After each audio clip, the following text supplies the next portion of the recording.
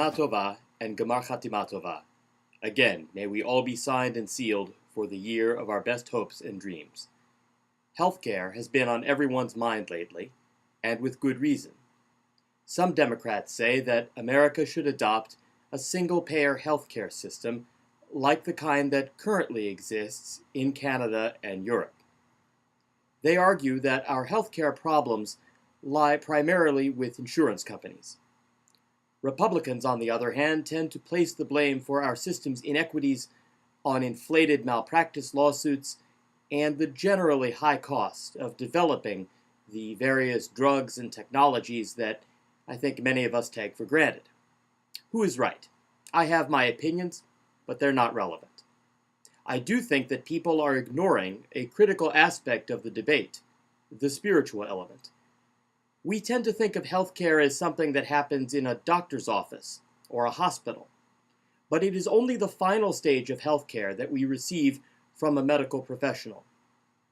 Long before we pick up the phone to make up that appointment, and long before the surgeon makes the first incision, the most important part of healthcare starts here in our souls. Spiritual healthcare, taking care of your soul, is the key to good health. If you take care of your soul, there is a good chance that you will need fewer doctor appointments, fewer medications, and less medical intervention of all kinds. Obviously, there are some medical problems that strike without warning, and I am not saying that being a spiritually healthy person will make you immune to all disease. I'm simply saying that taking care of your soul is an important part of maintaining physical wellness. We often talk about the soul and the body as if they were separate entities. That's because our culture has absorbed some of the Christianity that surrounds us. In classical Christian thought, the body is dirty and flawed, and the soul is this pure, ghost-like being. In authentic Jewish thought, the soul is part of the body, just as much as our lungs or kidneys. Our sages tell a story to illustrate this point. A certain man owned a well-kept orchard, which produced some luscious, newly ripened figs. He appointed 2 watchmen to take care of it, one lame and the other blind. One day the lame man said to the blind one, "I see some luscious early figs in the orchard. Come, put me on your shoulder, and we will pick and eat them together." So the lame watchman mounted the blind one's back and picked the figs, and the 2 ate them. Sometime later, the owner of the orchard came and inquired, "Did one of you steal my figs?" The lame watchman replied, "I didn't do it. I couldn't have done it. I can't even walk." The blind one replied, "I didn't do it. I couldn't have done it. I can't even see." What did the owner of the orchard do? He mounted the lame watchman on the blind one's back, had them arrested, and judgment was passed against them as though they were one person. So it is, the sages explain, with the soul and the body. We should think of them as one. Each one is responsible for whatever the other does. The soul can have a positive or negative effect on the body, and the body can have a positive or negative effect on the soul. So what can we do to maintain our spiritual health? I'm going to give you 3 suggestions for doing so. The first is for us to avoid being cheapskates. Being cheap turns us into curmudgeons, complainers, and whiners. Being cheap ages us, and not in a good way. Days before proposing to Naomi, I went into a jewelry store to buy her a tennis bracelet. The store was owned by an Iranian congregant with a thick accent, and he told me that he would be able to get me the best price possible. So I picked out a bracelet that I thought matched my budget, and I told him that I wanted it. He looks at me as though I just pointed to a garbage bag and said, "Rabbi, don't do this. Don't be cheap." He went on to explain that cubic zirconium might look like a diamond, but that any classy girl like Naomi would instantly know the difference and that I'd be making a big mistake. He showed me a diamond bracelet that cost 10 or maybe 20 times more and said, that's a bracelet. It retails for $10,000, but I give it to you for $2,500, exactly what I paid for it." He convinced me to not be cheap with something that important, and she wears the bracelet on her hand to this day.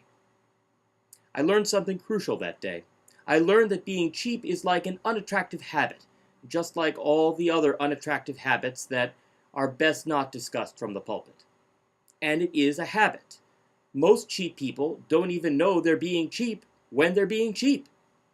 They've just lived that way for so long that they really don't know any other way to live. Maybe it's the way they were raised. Maybe there's a gene for cheapness. Who knows? The big problem is that people confuse being frugal with being cheap. Being frugal is a good thing. It's a positive character trait. But so many folks think that frugal is just a euphemism for cheap. When confronted with their own cheapness, cheap people will even say, "Hey, I'm not cheap, I'm frugal." But there's a big difference between being frugal and being cheap. The basic difference is that frugal people deny themselves things, whereas cheap people deny things to other people. Both frugal and cheap people save money. They look the same in an accountant's ledger, but they are so different in the spiritual sense. It's frugal to clip coupons and buy inexpensive clothing for oneself. It's cheap to not leave a decent tip for a server at a restaurant. It's frugal to buy your groceries at the dollar store, although be sure you check out those expiration dates. It's cheap to buy a chintzy gift for a wedding or a bar mitzvah when a nicer one is expected. A frugal person doesn't go on expensive vacations.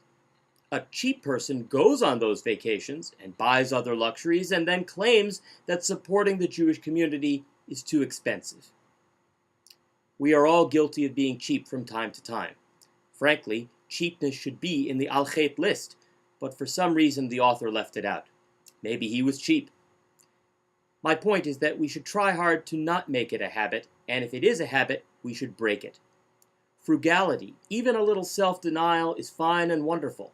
The Yom Kippur fast and the other abstentions, including washing, scents, leather, shoes, etc., all of these serve to give us the experience of self-denial, to force our minds to focus on something other than satisfaction of desire. We just need to make sure that when we choose to deny ourselves something, that we're not actually denying other people what they need. My second suggestion for spiritual health is to avoid consumerism. Consumerism is the act of buying things not because we need them or even because we want them, but merely because we want more. I'm not some kind of socialist who thinks that buying things is bad. I don't think corporations are bad either. Let's face it, corporations employ millions of people. But there is a line that can be crossed. If you need something, buy it. If you really want something and you can afford it, go ahead and buy it. But if you are purchasing something to fill some kind of hole inside you, then you have to watch out. How do you know when you have crossed the line of consumerism? One clue would be that you're racking up debt to buy things. Another would be to look at your house. Are your possessions strewn about everywhere because there's no place to put them? Does it often look like a bomb went off in your house, or that a mini tornado snuck through the front door? That's a possible symptom of out-of-control consumerism. Either that, or you have small children.